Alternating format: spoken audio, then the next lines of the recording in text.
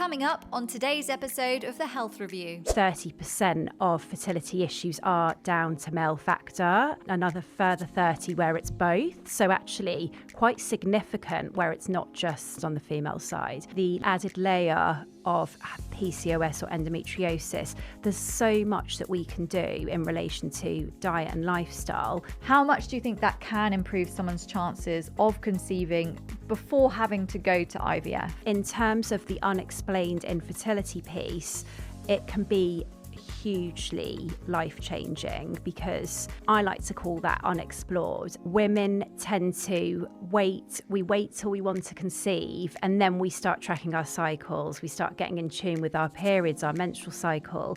Do that work before. We do get exposed to an awful lot of endocrine disrupting chemicals. So things like plastics, toxins, pesticides, forever chemicals. Hello, welcome back to the Health Review, and on today's episode we're discussing all things fertility, and we're having this conversation when fertility challenges are on the rise. A recent study published in Human Reproduction found that infertility actually affects 1 in 6 people worldwide. We also know that conditions like PCOS, endometriosis can have a major impact on fertility. The figures show that PCOS is affecting around 10% of women of reproductive age, and endometriosis could be present in up to 50% of women who are suffering with unexplained infertility. We're going to be diving into all of this, nutrition, IVF, and today having this discussion with me is Jen Walpole, who's a registered nutritional therapist and specializes in fertility, PCOS, endometriosis, IVF, and pregnancy nutrition. Based in London's Notting Hill and Chelsea, and also taking consultations online, Jen brings a deeply personal perspective to her work, having faced her own hormonal struggles in her 20s. We're going to get really deep into what you can do at home if you're listening, if you've had problems in the past, if you're thinking about trying for a baby soon. I think this is a conversation that can really help everyone. Jen, thank you for coming on the Health Review. Thank you so much for having me. It's lovely to see you. As I said, you're a real expert in this field, helping many people overcome some of the struggles that they're facing. We know that infertility is on the rise. It's frightening. You're seeing so much content, on social media now, people sharing their stories, which is really important, but it does feel like these issues are on the rise. How did you get into this field yourself? I mentioned in the intro that you did have your own struggles in terms of hormonal problems in your 20s. Yeah, sure. So I had PCOS, quite a confusing diagnosis in my 20s of PCOS. That was off of the back of coming off the pill and my period not arriving. It took 3 years basically to get it back, so I didn't have a period. And I kind of ignored it for a while. And then I went traveling with my friends and their cycle would come every month. And then I started realizing, it was just so glaringly obvious that I needed to get this sorted. Previously in London, I was busy, I was working, I was kind of ignoring it. So when I got back from my travels, I went to see my GP. That led to the diagnosis. And I was basically told to go back on the pill and come back when I wanted to start my family. However, that didn't sit right with me. So I took matters into my own hands. I swatted up about the role of nutrition and lifestyle. I made quite big changes, slowed down. I started eating more, changed my workout routine. I did quite a lot of things, worked on my blood sugar balance, my gut health. There were quite a few things going on with regards to those as well. And I managed to get it back. So within about 12 months, my cycle returned, and then it took me about 6 months to regulate it. So that was in my 20s. Then when the time came for my husband and I to start trying to conceive, it actually coincided with me just finishing my nutrition studies. So once I finished that, we were getting into the realms of, we've been trying for a while now, it's not really happening, what's going on? So I went off and had some blood tests, everything came back fine. Obviously, I feel like I'd really done that groundwork in previous years in relation to my hormone balance. And then my husband got tested and it became glaringly obvious that there were issues. So this coincided very much with me setting up my practice, where I was very much supporting women with hormonal issues, things like the PCOS and the situation that I had presented for myself in my 20s, which I was really, really passionate about. But obviously women started coming to me with PCOS and they were struggling to conceive. So I sort of found myself falling into the fertility space. But like I said, it coincided with me also doing an awful lot of research into how I could support our journey, what the next steps might be, and the nutrition side of things. And it went from there, really. And, you know, that was sort of 5 years ago now. So it's been a while that I've been in this space, I suppose. And it's interesting because for people who have perhaps PCOS, I think when they see their GP and then perhaps if they're in the UK and they're on the NHS, they might have to go down the IVF route, and they're often given a type of drug that makes your ovaries ovulate, you know, and it can stimulate the ovulation, which is great. But I guess a lot of people are not aware that actually there are other routes to try. I guess it also depends on timeframes, age. We know that women are having babies a lot later, so perhaps there's that fear of, if you're, you know, the dreaded number of 35, which now has been somewhat debunked, but the dreaded number that your, you know, fertility declines rapidly after 35. So I think a lot of people have that impatience of, oh gosh, you know, I'm over 35 or I'm 38 or whatever, and I don't want to waste time by trying these holistic approaches. But actually there's so much evidence now for nutrition being hugely beneficial, lifestyle, sleep, stress, for your hormones. But I'd like to go back to, so before you kind of made those lifestyle changes, how were you feeling emotionally, perhaps, when you weren't conceiving straight away? When you're trying to conceive, you've got to be ready for it to happen immediately. But for many people, it just doesn't happen that way. Yeah, it was really tough. And, you know, quite quickly, you start to feel quite stressed and anxious. I mean, 30% of people suffer with like stress and anxiety on the fertility journey. So it is significant. So yeah, very quickly I started to feel quite stressed and panicked. I thought the problem was me. Like, we as women have a tendency to feel like it's us. We're the ones that are going to carry the pregnancy. The problem must be with us, especially when there is a situation where there's been PCOS or there's issues that have already been highlighted. It's very easy to fall in the trap and feel like there's a lot of, I suppose, a bit of blame and guilt around it as well. So that was certainly the case for me. And I'm really passionate about talking about male factor, because actually, you know, 30% of fertility issues are down to male factor. So, and then there's another further 30 where it's both. So actually quite significant where it's not just the PCOS or it's not just on the female side. So yeah, it's about making sure that you're supported on that journey. But for me, I suppose because I was already, trained in nutrition, I think in the beginning I didn't really get the support that I needed, so it was quite challenging. But once we started to find out what the issue was, I had it coincided with meeting people in the industry, and then finally getting the support, going to the right clinic, going to the right people, getting second opinions on things. So that felt a lot better once we knew. But in that area of where you're not sure what the problem is, it is very stressful. And I guess for people who perhaps have endometriosis, PCOS, something like that they're aware of, we can get into obviously the diet and the lifestyle approaches that you work with your clients on.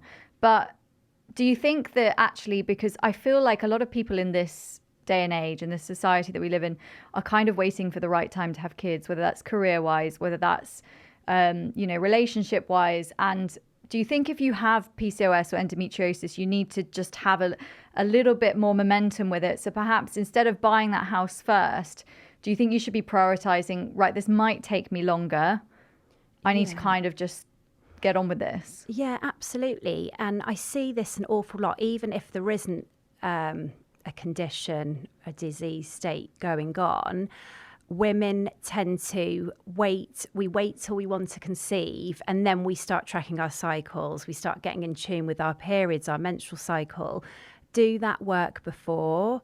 So, and obviously with the added layer of PCOS or endometriosis, there's so much that we can do in relation to diet and lifestyle that, again, optimizing your hormones, your menstrual cycle, supporting a regular cycle and ovulation is vital for our health, whether it's for fertility or not. So doing that groundwork before, and it's not a quick fix. Obviously I've shared it took me 12 months to get my periods back, a further 6 months to regulate it.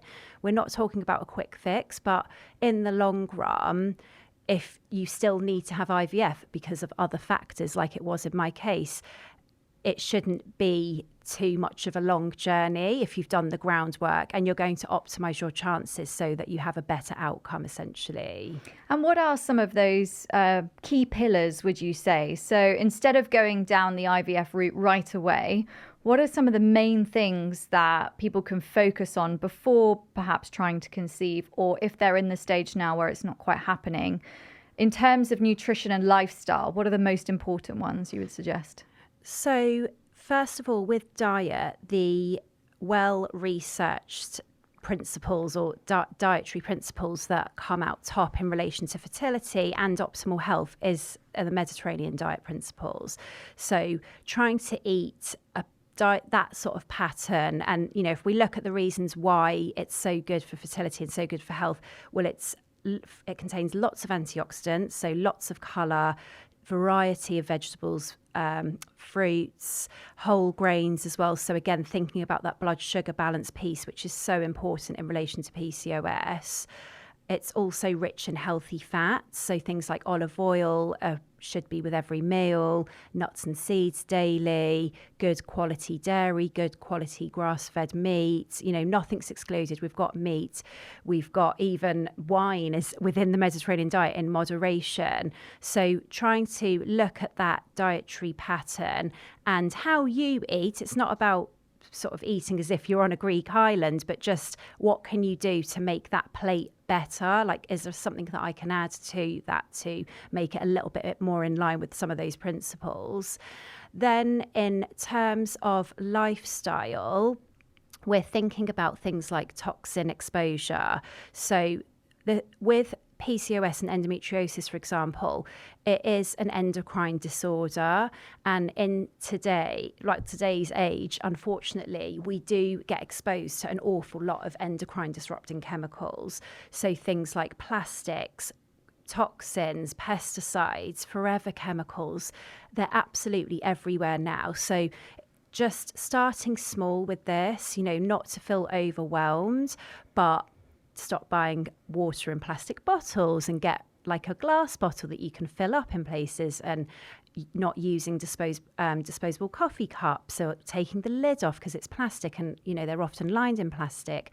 Trying to buy organic when it comes to some of the fruits and vegetables, typically the things that grow above ground that are quite highly sprayed, the bugs like to eat them. So the berries, the leaves, things like that. Tomatoes are quite bad as well. And also just other chemicals that we're being exposed to, whether it's perfume, aluminium in deodorant, all sorts of these body care, everyday items that we don't really think about, items that we're cleaning the home with, for example. So if we can start to clean up that's going to be quite impactful.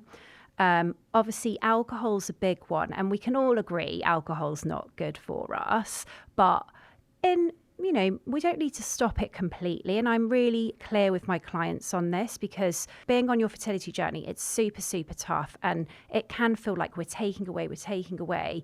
We don't want to do that. We really want to work on what we can add to the plate, what we can add to the diet. Don't take it out completely. If you really enjoy having that glass of red wine, a good quality organic wine on a Saturday night with a lovely dinner out at a restaurant with your partner where you're connecting, or your friends, that's so important.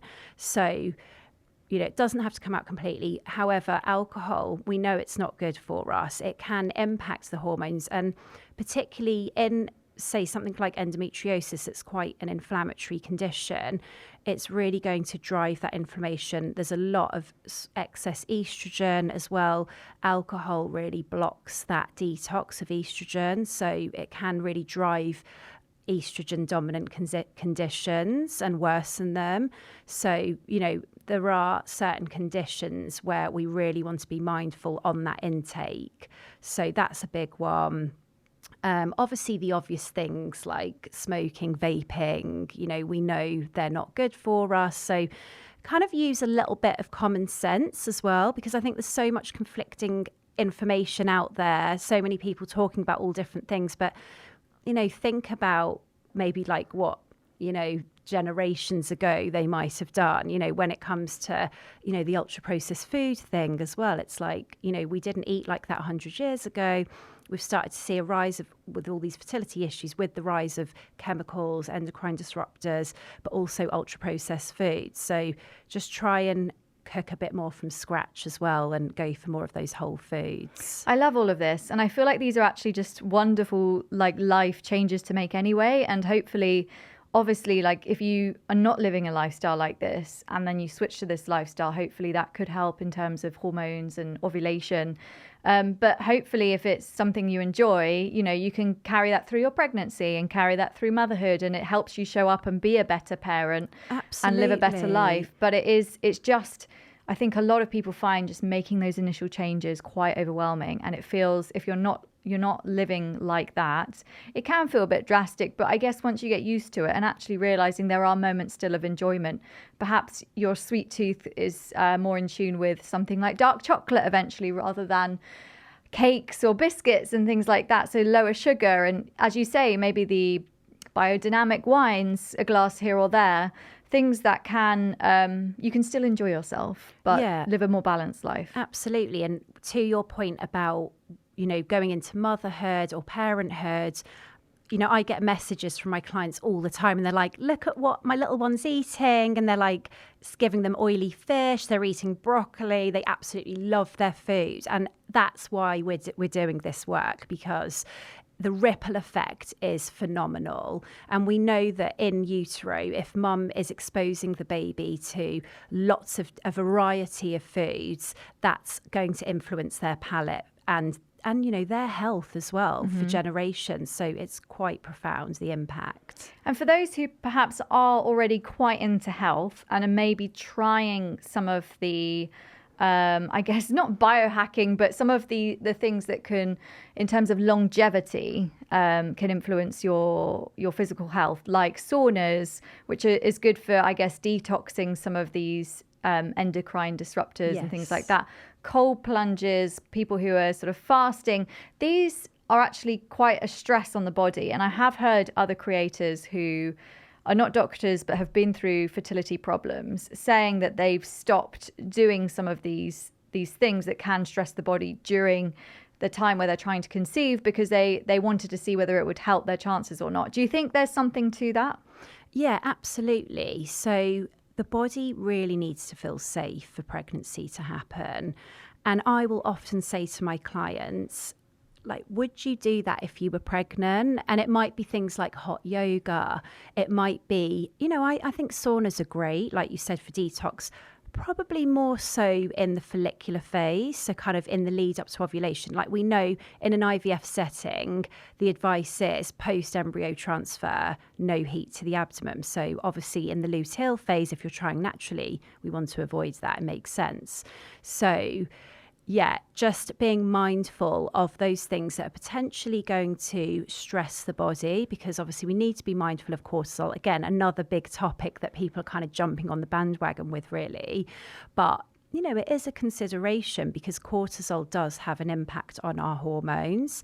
And going back to PCOS, there are 4 types, and one of them is an adrenal type of PCOS. And I do see this quite a lot in my clinic, where clients come to me and they're eating like super healthy, quite clean. I kind of hate that word, but it kind of describes like this sort of very healthy diet, probably over exercising a little bit too much, sort of getting up very early, not sleeping enough, maybe doing the things that you've mentioned, like a little bit of the sauna, the cold plunge. And it's a lot of stress for the body, and their cycles are not optimal. There's anovulation, so they're not ovulating.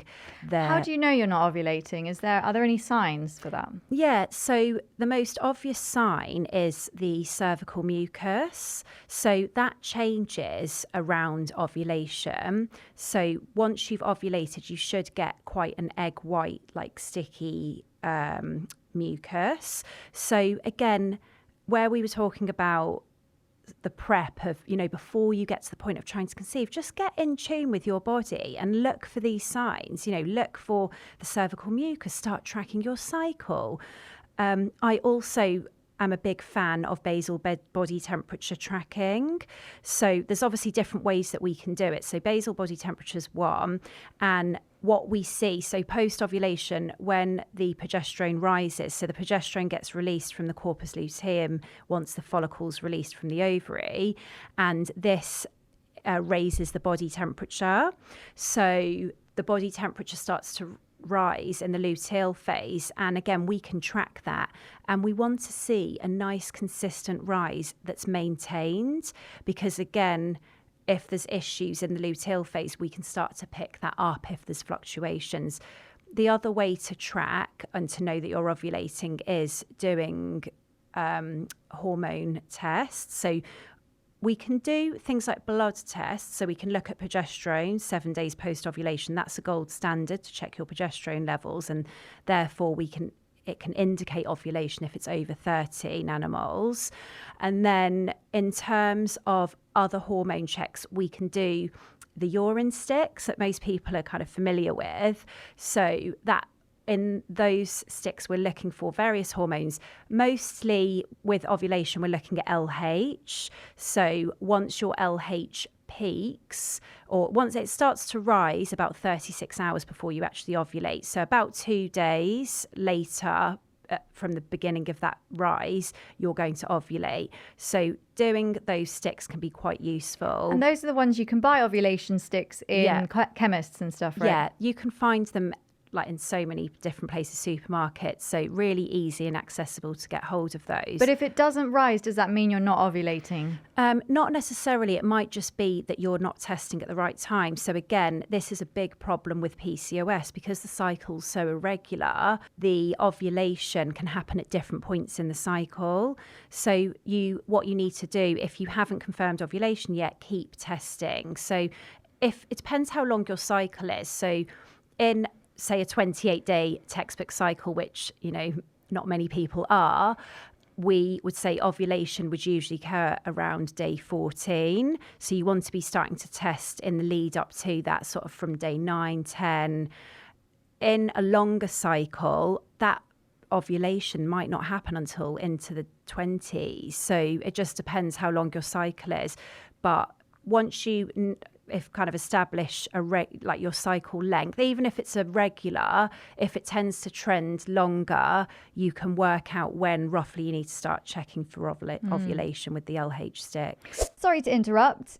If you're enjoying today's episode, please do subscribe or give it a follow so we can keep giving you excellent content and bringing on amazing guests that hopefully you're loving on the Health Review podcast. Now, back to the show. It's funny because, the presence of estrogen is quite amazing. And obviously, for a lot of women who are ovulating, it can be the time where you feel the best. Yeah. And I think when you start paying attention to your body, perhaps you've come off the pill and you just want to see how your cycles are. And if you've cut back on alcohol and sugar and things, I feel like you can get really in tune with your body. And this is a place where I've been for quite a while. And I actually feel like I know to the day when I'm ovulating. And it's really subtle things that actually you wouldn't realize until you kind of really listen to your body.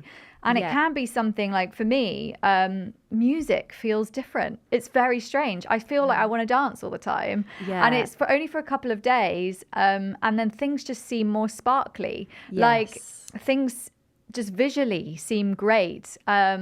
there are just weird little signs. I start dreaming of having a baby, you know, I'm through the night. And then you realize where you are in your cycle and it's like, oh, okay, there's a link to how I'm feeling. Yeah, absolutely. And we know in that peak of ovulation where estrogen's at its highest, we do feel we've got more energy. We're feeling like you're responding to different things that you're seeing or how you're feeling. So absolutely. And then we also know that testosterone tends to increase a little bit, and that pushes the libido up as well. So again, your body's incredible at supporting fertility and, you know, supporting conception to happen just naturally, but it's about, you know, being in tune with it. Absolutely, it's so important. I think we have lost a sense of that for sure. It's amazing when you start feeling that way, and I know it seems a bit drastic to be cutting out alcohol. You know, I think sometimes, and perhaps the way I've lived in the past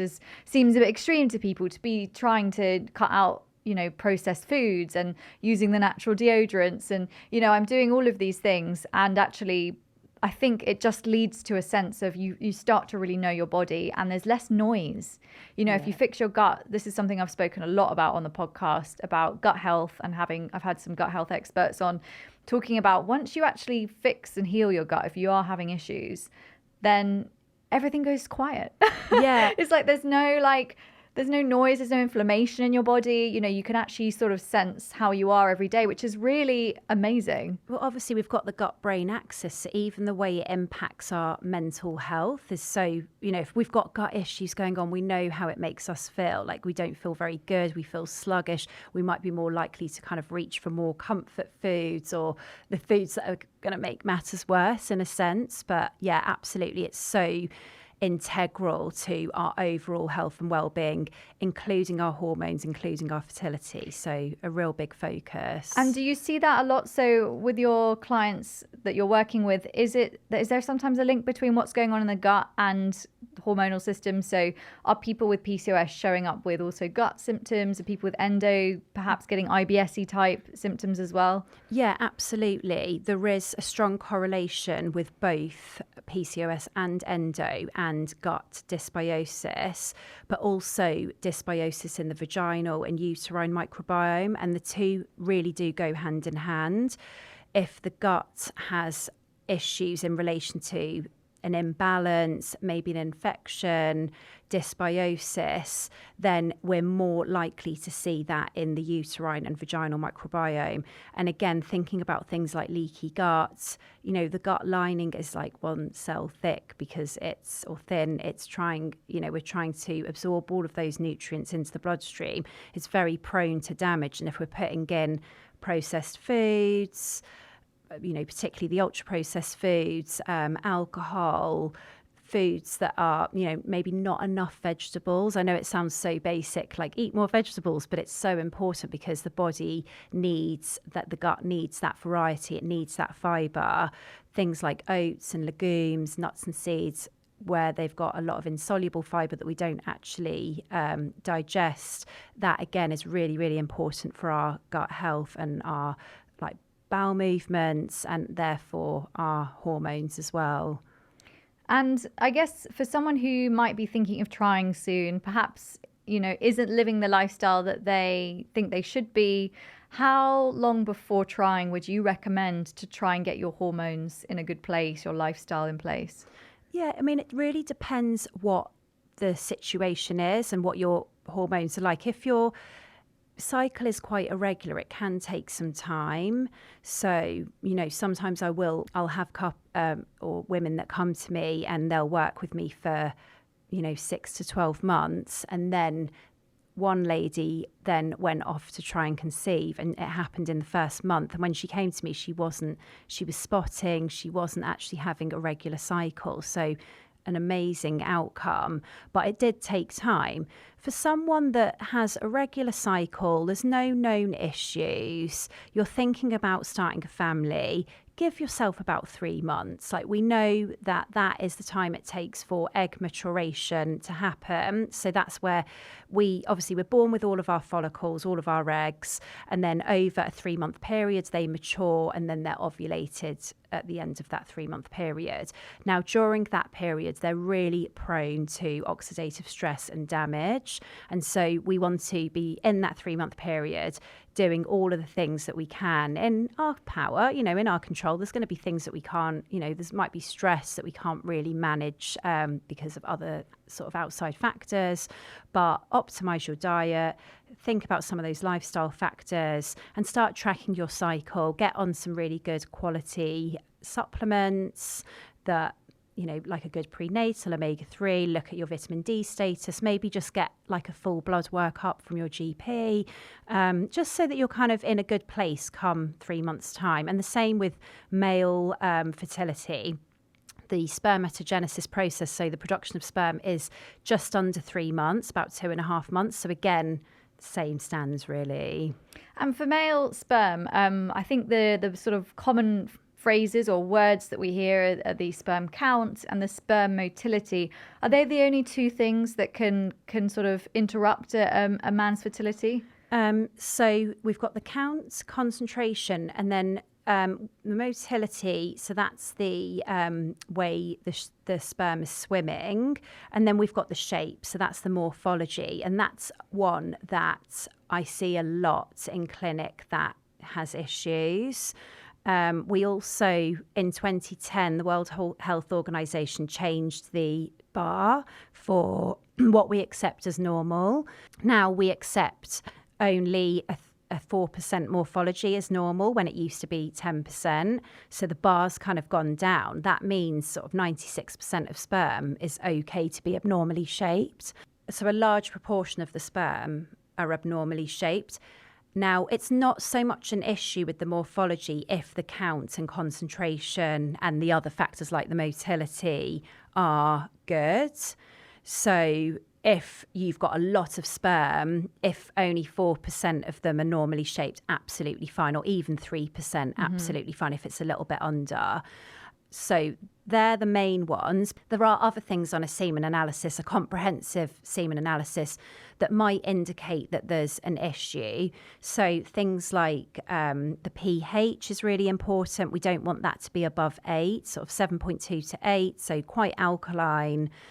Then we also want to look at some of the comments. So sometimes there might be agglutination where it's sticky and it's sticking together. The colour, the viscosity. There might be white blood cells or leukocytes, things that are raised. So just kind of digging a bit deeper and looking at some of the comments on there as well is important. This is fascinating because I just feel like so much emphasis is on the egg quality, the amount of eggs, whether you're ovulating. And actually, I had no idea there were so many factors for male fertility that could interrupt things. And I guess, what are the things? Is it the same things for men that could interrupt their sperm quality? Is it the same sort of endocrine disruptors, stress? Yeah, absolutely. Also, we're thinking about testosterone because testosterone levels are really, really key to help support the production of sperm. And something I'm seeing a lot in my clinic are men are presenting with lower testosterone levels. And again, this is very diet and lifestyle based. So, making sure that you're not carrying extra weight, BMI should be a consideration. Also working out, doing things like weight-bearing exercise is really good to support testosterone. I see a lot of men that are skipping meals. They're not eating breakfast. They're having a coffee and then they're on the go. So yeah, the same stands really. But another thing just to think about in relation to the sperm itself, which is not talked about enough, is there can be infections. So again, where we talked a little bit about the vaginal microbiome, it is a shared microbiome. So when you're having intercourse, the vaginal microbiome is very much shared with the seminal microbiome with your partner, if partnered. And this can come into issues because if there's some BV or thrush, some dysbiosis, some bacteria in the vaginal microbiome that ideally we wouldn't or usually see there, then that can impact the quality of the sperm. And the semen analysis might be completely normal and actually the DNA is damaged, and we can test that. So where we can't test the egg quality, there is actually a test to check for the DNA quality in the sperm. So yeah, that's something, again, I don't think many people know, or they're not aware of that until they've maybe gone through failed IVF cycles and then it's getting offered at a later date. That's so interesting. And we know that there are certain strains of bacteria that are helpful for the vaginal microbiome. The research on gut health and what strains are beneficial to certain things is really getting there. And there are now probiotics that you can buy just for vaginal health, right? Yeah, absolutely. The research has exploded on the gut microbiome, and it's starting to trickle into the vaginal microbiome. We've got a lot of studies, very small studies. We don't have enough. It's very difficult to study this kind of subset because we need people, groups of women, large groups of women, and we don't often get that. So obviously an IVF setting's ideal, but it's not always the right place to be doing that sort of testing. However, there are quite a number of studies which highlight the importance of lactobacillus in the vaginal microbiome, in the uterine microbiome. We need that to be over 90%. That correlates with better live birth outcomes. Also, certain bacteria, like I mentioned, BV, for example, or there's other anaerobic bacteria that can also be detrimental to sperm. So one that is quite commonly seen, but again, most people don't know about it, and you certainly wouldn't know that you've got it because you can be very asymptomatic, is ureaplasma, and that can be quite detrimental to the health of the sperm and the DNA integrity. So in terms of the vaginal microbiome, you know, again, be in tune with your body. If you have, you know, do you have symptoms? Is there any burning, itching, discharge? Is it changing through your cycle? You can also check your pH really inexpensively. You can get strips off of Amazon. You want the pH to be between 3.5 and 4.5. If it is elevated, it might indicate that there's an imbalance. Perhaps there's not enough lactobacillus, because the lactobacillus produces lactic acid, and that keeps the pH nice and low and acidic. And that environment's really important because it protects the uterine cavity from infection, which is obviously so important in relation to carrying a pregnancy. So testing pH, if there are some issues, I would then go on and do some microbiome testing. And there's a few on the market now. Obviously, some are better than others, but doing something that's fully comprehensive where you're going to get a full view of percentages of lactobacillus versus what else is there would be really, you know, it's really helpful. And then in terms of supplementing with probiotics, you know, I would sort of steer clear of just throwing something in without testing, because if your lactobacillus levels are already high, which, you know, for a woman of reproductive age should, in most cases, it's normally where it needs to be. So don't just go and off and supplement with something specifically for the vaginal microbiome. You could do a female-focused probiotic because it's not necessarily going to have the strains in there that are found in the vaginal microbiome per se, because we need to just be mindful that if we have too much lactobacillus, it can present in some symptoms. They do resolve once you stop taking it, but there's no point sort of supplementing if it's not warranted. Yeah. I guess for you, it's a real investigation. There are so many things that you've mentioned there to think about, to find. You know, it really could be a number of things that can affect your fertility, and it could be something that you just were completely unaware of. You know, your pH in your vagina, you know, that it is so crazy to think that alone could cause all this disruption, and it could lead to the unexplained infertility, as you said at the start. There's many people speaking out on social media about how they didn't have endometriosis or PCOS. They thought they were ovulating, everything seemed fine, but they're just not, it's not happening for them. So amazing that the science is starting to get there and the tests are available, and the science into the bacteria, the gut bacteria, all of this is fascinating. But in your experience, I'd love to know, with your clients, how much can lifestyle, nutrition, the functional testing that you might be doing, how much do you think that can improve someone's chances of conceiving before having to go to IVF? Especially for the unexplained infertility, I think it can make a significant difference if we know there's an issue. So in my case, it was very clear that IVF was going to be needed for medical reasons. So obviously, no amount of eating broccoli and increasing my oily fish was going to stop me from needing IVF. It's important to be careful around the messaging around that.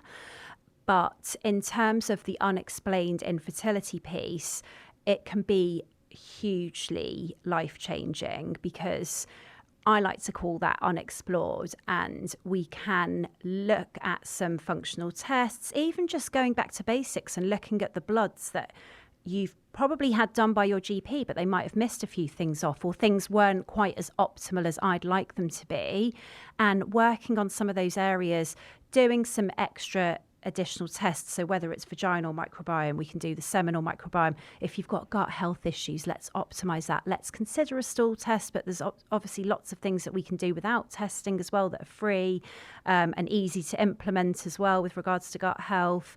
And let's dig a little bit deeper and understand what the driving factors are in your fertility case. And, I've had so many clients where, one just earlier this year, for example, that just springs to mind is they literally picked up their meds for their IVF stims, and then she tested positive pregnancy.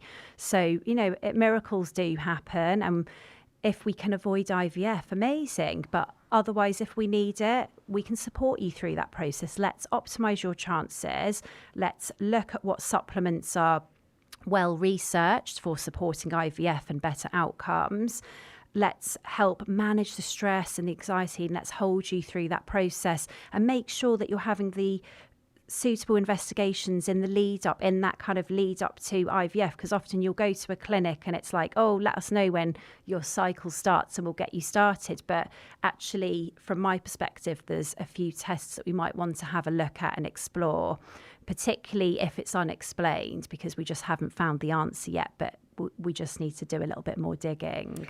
And I hate to bring up the age thing, but I do think this is also a big factor, right? Especially for women. We hear that, as I said, after 35, things can, statistically, it looks like things get more difficult, but not as bad as maybe it's been made out in the past. So what's your view on the age side of things? Do you think that couples should, as I said earlier, not wait for the perfect moment? Because I think realistically, there never really is a perfect moment to have a child. Yeah, exactly. It's, there's never at the right time. But I think, we need to acknowledge that fertility does decline with age. So for women and men over the age of 35, the quality of eggs and sperm does start to decline. So there's no way around, there's no kind of way to argue out of that. However, there's so much that we can do to reduce that aging, to support the quality. We know, like omega-3, for example, well researched for reducing ovarian aging. We know things like CoQ10 are really important because they support mitochondrial function, which is so important in relation to egg and sperm quality yet again. So the antioxidants, eating that rainbow to get all of the different vitamins and minerals, again, can support the quality. So we do need to be realistic. However, we also need to try when the time is right. For myself, I was 36 when we first started to try. And by the time I had my son, I was 38. So, it was a little bit older, but it still happened, and we put all of the work in and we got the outcome that we were wanting. And I really do believe that the nutrition, the lifestyle, supporting your mindset in the lead up is so, so important to push, to optimize for a better outcome, essentially. It's difficult. It's a really difficult one, because I think in one sense, there is the fear mongering. You are seeing stories. I love that people are being open about their fertility journeys and get support from others online. But I guess that's quite frightening. And for a lot of people, it's like you don't want to leave it too late. I'm having conversations with friends, I'm in my 30s, and it's such a hot topic. I mean, whether they want children or don't want children, whether they're single or coupled up, it's just everyone wants to talk about it. And I think when you're in your 20s, you don't realize how consuming it will become for most people. I think even people who think they don't potentially want children, they're still battling with that. Like, am I making the right choice? I've got single friends who are now up to sort of 35, and they're thinking, maybe I'll wait another year and then look at sperm donation because it's something that's really important to them. And it just feels like it's such a stressful time. It's a bit of a crunch point, isn't it? It is. And it's not nice having that deadline. No. It feels a bit cruel. Yeah, but I would remember women do get pregnant in perimenopause. In your 40s, your doctor will say, are you using contraception? Make sure that you're protecting yourself in that respect, because if you don't want to increase or grow your family. So just know that even though the quality declines, we can do an awful lot about that. And into your 40s, it's not the end of the road. We see women conceiving in their 40s, in perimenopause, for example. It does just become a little bit more challenging. It might be that in a year, there's not going to be as many eggs that are good quality that are being ovulated. But like I said, there's an awful lot that we can do. And I do see a lot of women over the age of 35 in my clinic and into their 40s, and they're wanting to optimise their chances, understanding that age is a factor, but there's also a lot that we can do to optimise those chances and reduce the time for conception to happen and occur. I love that there's more of a positive note, and it's nice to feel like you can be in control of these things. Yeah. I think so many people panic, people who have endometriosis, really worried about it not happening for them. And knowing that, there are lifestyle changes that are backed by science and you can see results before potentially having to turn to IVF. I love the work that you're doing. It must be so rewarding helping so many people get there and seeing these changes that not only benefit their fertility, but also, their mental health and their whole lifestyle. For anyone who is curious about speaking to you, potentially on this journey, hasn't happened for them yet, they might want to start investigating, where can they find you and book an appointment with you? Yep, sure. So they can find me on Instagram. They can find me on my website. So it's jenwalpole.com, Jen Walpole Nutrition on Instagram. And I offer a 30-minute initial call, and we'll have a chat. We'll talk through where you're at in your journey. What have you done so far? What are your next steps? And we can have a little chat about how I work as well. And we go from there, really. Brilliant. Jen, thank you so much for sharing all of your amazing wisdom. I feel like I've learned so much in this conversation. Thank you for coming on the Health Review. Thank you so much for having me.